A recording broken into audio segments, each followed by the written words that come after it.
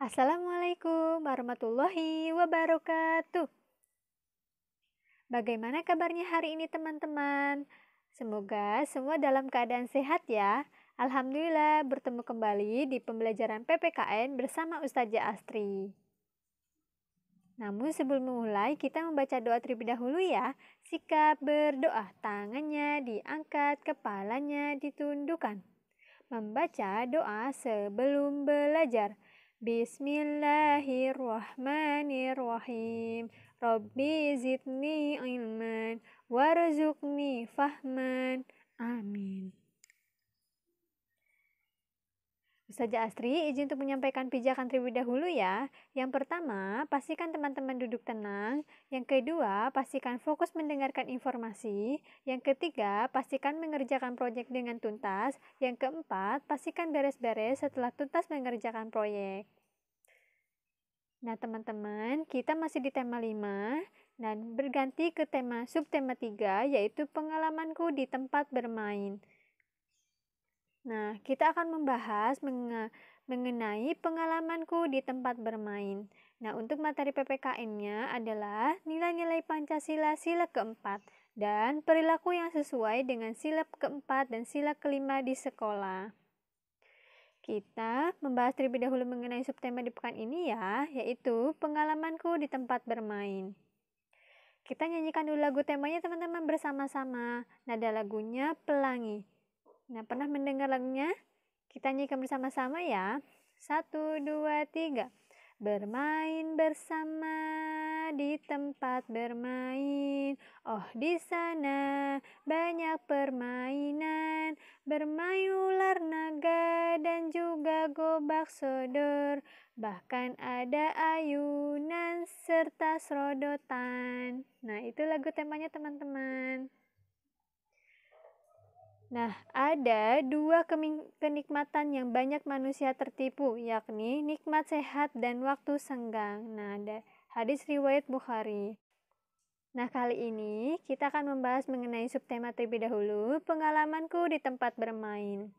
Nah, apa ya bermain itu teman-teman? Bermain adalah suatu aktivitas yang menyenangkan serta dapat menjadi sarana belajar bagi anak, yang sekaligus menjadi proses yang terjadi secara terus-menerus dalam kehidupan dan mempunyai manfaat untuk merangsang perkembangan anak secara umum dan membantu anak untuk bersosialisasi dengan teman sebayanya.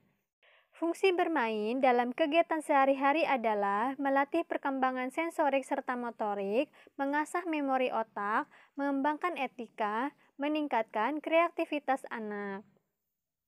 Nah, jenis-jenis permainan yang dilakukan anak-anak seperti permainan kucing-kucingan, lari estafet, permainan membebaskan tawanan atau gobak sodor, serodota, jungkat-jungkit, estafet, bola atau karet, bermain bola sepak, bola basket, dan sebagainya. Nah, itu adalah contoh jenis-jenis permainan ya. Nah, kita akan membahas mengenai materi di pekan ini, yaitu tentang nilai-nilai Pancasila sila keempat dan perilaku yang sesuai dengan sila keempat dan sila kelima di sekolah. Kita bahas satu persatu ya. Nah, nilai-nilai Pancasila sila keempat. Kemarin, teman-teman apakah masih ingat? Ustazah Aziz sudah menyampaikan mengenai nilai-nilai Pancasila sila pertama, sila kedua, dan sila ketiga. Nah, di pekan ini kita akan membahas nilai-nilai Pancasila sila keempat, yaitu adalah nilai kerakyatan. Nah, nilai kerakyatan ada pada sila keempat teman-teman. Maksud dari nilai kerakyatan ini adalah negara kita mengutamakan rakyat. Jadi, rakyat Indonesia harus diutamakan. Nah, itu maksud dari nilai kerakyatan teman-teman.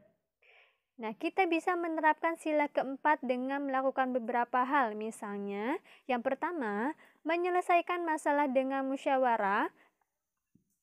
Yang kedua, tidak memaksakan kehendak kita saat bermusyawarah. Yang ketiga, menerima hasil musyawarah dengan lapang dada. Nah, itu adalah yang kita bisa terapkan dalam kehidupan sehari-hari. Selanjutnya, perilaku yang sesuai dengan sila keempat dan sila kelima Pancasila di lingkungan sekolah. Kemarin, di pekan kemarin Ustazah Asy sudah menyampaikan mengenai sila pertama, sila kedua, sila ketiga di sekolah. Nah, kali ini kita akan membahas perilaku yang sesuai dengan sila keempat dan sila kelima Pancasila di lingkungan sekolah. Nah, perilaku yang sesuai dengan sila keempat Pancasila di lingkungan sekolah. Contohnya adalah yang pertama, tidak memaksakan kehendak diri pribadi kepada siswa lain di sekolah.